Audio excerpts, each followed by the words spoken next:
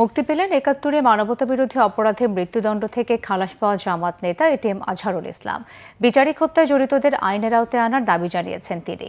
সকালে পিজি হাসপাতালের prison sell থেকে মুক্তি পান এটিএম আজহার। সেখান থেকে শাহবাগে জামাত ইসলাম আয়োজিত সংবর্ধনা সভায় যোগ দেন তিনি। ন্যায় বিচার প্রতিষ্ঠা হয়েছে উল্লেখ করে আদালতকে ধন্যবাদ জানান এটিএম আজহার। আওয়ামী লীগ সরকারের পতনে জুলাই গণঅভ্যুত্থানের নায়কদের প্রশংসা করেন তিনি।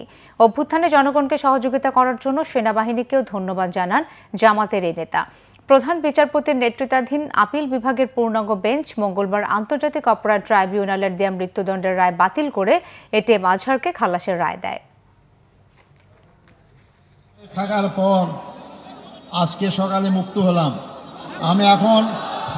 আমি এখন মুক্ত, আমি এখন স্বাধীন। এটা স্বাধীন দেশে আমি স্বাধীন নাগরিক একজন। আমাদের মহামান্য আদালতকে ধন্যবাদ জানাইতে চাই। তারা ন্যায় বিচার প্রতিষ্ঠার একটা অগ্রণী ভূমিকা পালন করছেন। এতদিন ন্যায় বিচার ছিল না। অত্যন্ত দুঃখ বেদনা ভারাক্রান্ত হৃদয় যারা আমার নেতা ছিলেন, সেই নেতাদেরকে অন্যায়ভাবে হত্যা করা হয়েছে, জুডিশিয়াল কিলিং করা হয়েছে তাদেরকে।